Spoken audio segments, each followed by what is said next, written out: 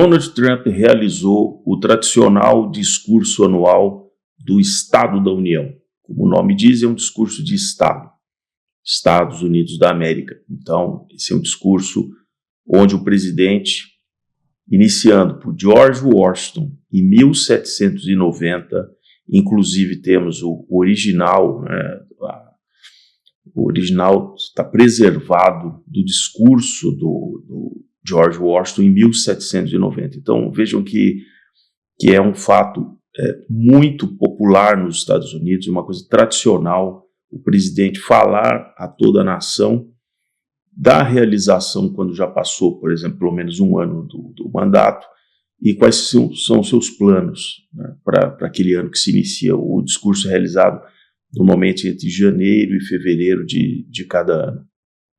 E é uma sessão solene que reúne todo o Congresso americano, o Senado e a Casa dos Representantes. Bom, quais são os pontos que rapidamente eu quero comentar com vocês? Um discurso de praticamente 2 horas do Donald Trump, e que eu quero pontuar aqui com vocês, e que, lamentavelmente, como a gente já sabe, a grande mídia ela desvia dos pontos, ela simplesmente vai nos clichês, naquilo que é mais interessante.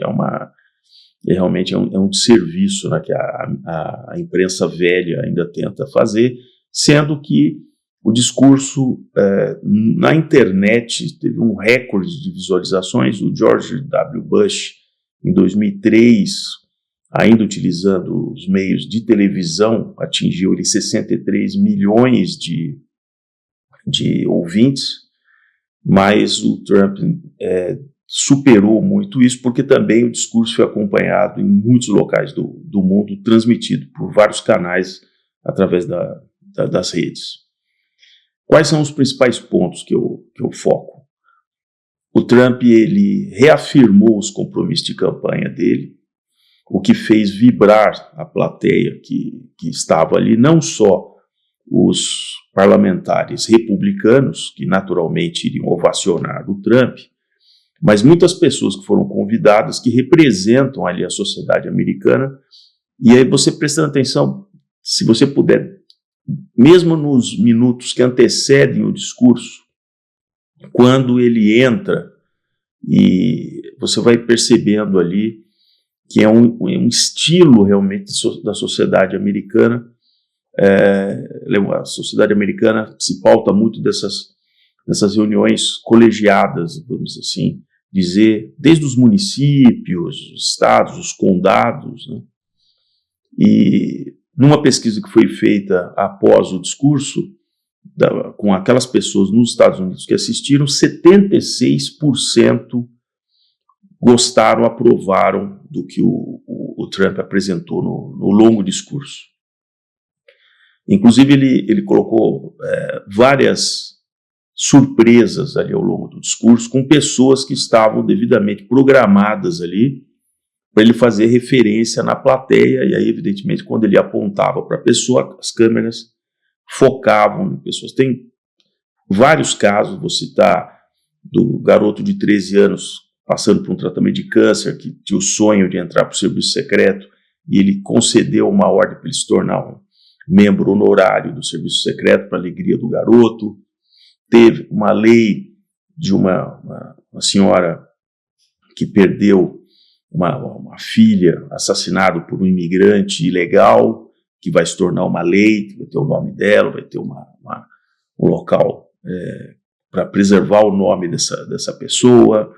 Teve uma atleta que ficou impossibilitada depois de sofrer golpes de um outro atleta, só que era um atleta trans, então estava lá presente. Enfim, teve uma emoção muito grande disso, porque, veja, o Trump ganhou na maior parte dos condados americanos, saindo os dados agora mais recentes. Então, a sociedade americana extremamente religiosa, conservadora, a sociedade raiz. Não é a sociedade de Nova York, não é da Flórida, né, necessariamente, ali de Miami, não é da Califórnia, né? A América raiz, que eu digo, é a América realmente que ainda cultiva todo aquele aquele espírito da comunidade, das coisas beneficentes, ajuda a escola, ajuda o posto de saúde, escolhe o xerife, e tem seus valores, tem a igreja, qualquer ela que seja, da religião ali. Então, é essa sociedade que não aguenta mais realmente essa grande lacração que nos últimos, pelo menos 20, 30 anos, acometeu a sociedade americana. O interessante ali naquele discurso é que no recinto estão divididos ali os parlamentares republicanos, evidentemente, e os democratas. A postura dos democratas, ela realmente chega a uma infantilidade total. A começar das parlamentares democratas, que foram todas de pink, de cor-de-rosa, para protestar exatamente contra as questões da diversidade e tal, que o Trump está realmente eliminando isso e dizendo, agora só tem 2 gêneros, masculino e feminino e tal, para horror realmente dos progressistas e tal. Só que a sociedade americana apoia isso, né? Não é realmente um bando de parlamentares progressistas como a Elizabeth Warren, né, o Sanders lá, que vai mudar a cabeça da sociedade americana. É uma bolha progressista, né?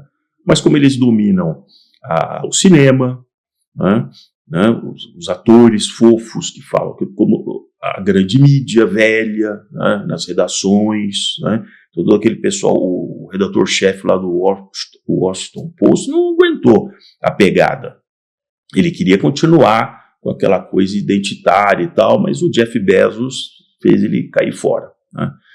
Agora, voltando aqui à questão do discurso do Trump. Ele é sempre muito eloquente, ele é um cara realmente da mídia, e ele vai usar isso muito bem. É irônico, porque como ele teve um programa de um reality show durante muitos anos, então ele domina muito bem essa questão de palco, de plateia e tal. Até no momento em que um deputado democrata, de uma maneira bastante ofensiva, bradando a sua bengala, literalmente, vou deixar umas fotos e tal aqui, começa realmente a protestar ali veementemente, o que não é permitido, porque é o discurso do presidente americano. O cara deveria pelo menos ter um respeito. Mas a linha progressista, assim, como ela se sente acima, ela está num patamar acima da sociedade, né? Ela sabe o que é bem ou do mal, ela sabe o que é bom para você, ela sabe o que é bom para você, né? É assim que eles dizem, né? Eles querem controlar isso, querem controlar aquilo, eles sabem o que é melhor para você, são os ungidos, né? Como Thomas Sowell fala. E ele, dentro do protocolo, o Trump acionou o protocolo, e aí esse senhor foi, de uma maneira bem cavalheira, colocado para fora do recinto. Voltando à questão dos parlamentares democratas, não é possível que em quase 2 horas de discurso o Trump só tenha falado besteiras na cabeça dos democratas. Ele falou, por exemplo, estava lá a pessoa que ele conseguiu tirar da Rússia, né, um advogado que foi preso na Rússia, estava com a mãe lá de 95 anos, e ele diz, olha, bem-vindo, foi trazido e tal. Nenhum deputado democrata se levantou para aplaudir, sendo que toda a plateia que apoia o Trump, mais os republicanos, como muitas vezes levantaram e aplaudiram de pé. Eles não levantaram para aplaudir em nenhum momento. Ou seja, eles estavam ali, não era a figura do presidente para analisar o que é certo, o que é errado, se eu concordo ou não concordo. É ideologicamente, mesmo que você fale uma coisa boa, que é o que você vê mesmo no Brasil acontecer, eu simplesmente anulo, nego, digo que você está mentindo, que você é negacionista e assim por diante.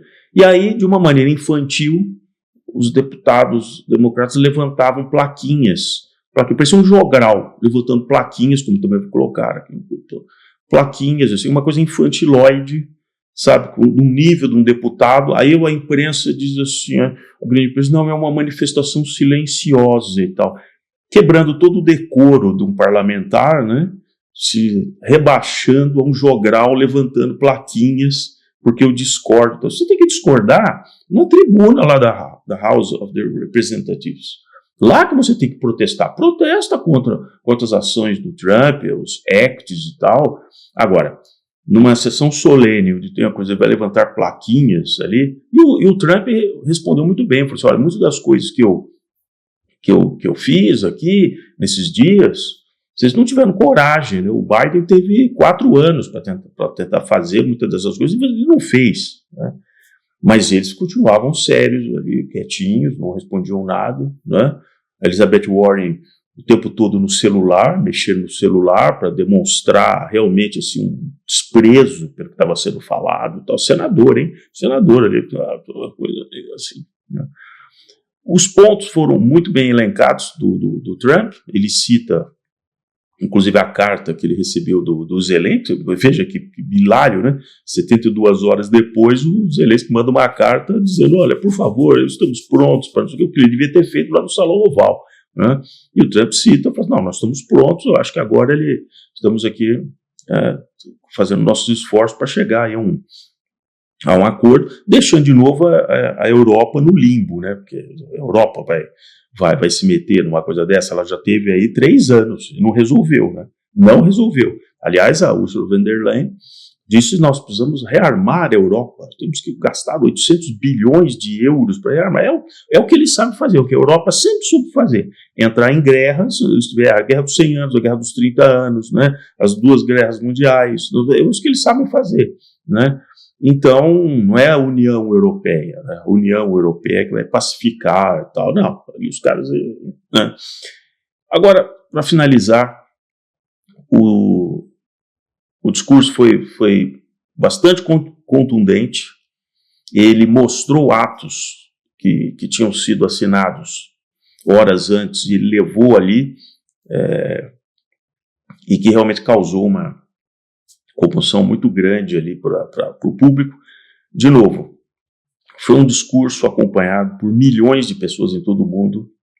O Trump está usando uma estratégia que ele usa nos negócios, que ele inicialmente ele choca com algo que ele diz que pode ser a coisa mais absurda possível, mas você é obrigado a dizer, bom, não, o que você está colocando é inadmissível, mas temos um problema para resolver, ou temos um negócio para a gente fazer, entende? Então ele joga uma questão, como a questão, por exemplo, de Gaza. Nós vamos fazer o que com Gaza? Agora vamos reconstruir do mesmo jeito, com dinheiro da ONU, da USAID, para de novo o pessoal construir todos aqueles armamentos, os túneis, é isso que a gente vai fazer? É isso que vai fazer? Então, ele realmente dá um senso de realidade. E outra coisa, para terminar, o Trump difere desse político que ele joga para a torcida. Ele desvia das coisas que têm que ser ditas, e o político, em geral, hoje, principalmente social-democrata, progressista, ele vai falando das coisinhas fofas para não magoar, a ética do cuidado, vamos falar assim, mas os problemas reais estão aí para ser resolvidos. A questão das tarifas, o déficit comercial com a China, $1 trilhão por ano, tem que ser resolvido. Né? Então, não, é igual muitas vezes vemos no Brasil, aquele discurso sempre pregando do futuro, porque no futuro nós vamos ser o país do potencial enorme, e o cara vai desviando do que tem que cuidar. E os gastos? Não vou, mas assim, porque tudo social, as pessoas, entende? Então ele vai moldando, o político progressista, ele vai moldando o discurso só naquilo que você gostaria de ouvir, que vai ter mais açúcar no seu café, que vai ter mais o travesseiro de penas de ganso, para você, uma coisa fofinha, tudo lindo, maravilhoso, que nós não precisamos do petróleo da margem equatorial, nós vamos trocar tudo por energia renovável, limpa, verde, vem aí o hidrogênio, entende? O cara vai jogar, mas não entrega nada, simplesmente não entrega nada, porque a realidade não para, né? A questão do fentanil nos Estados Unidos, mais de 300 mil mortos, se calcula aí em 5, 6 anos, mas eles não querem enfrentar isso, nem dos imigrantes ilegais, né, todos aqueles casos horrorosos que aconteceram por lá. Mas a sociedade está vendo, a sociedade sabe. Então é isso. Se você chegou agora aqui pelo Modernidade Ciência, se inscreva aqui no canal, e acione o sininho e vamos em frente.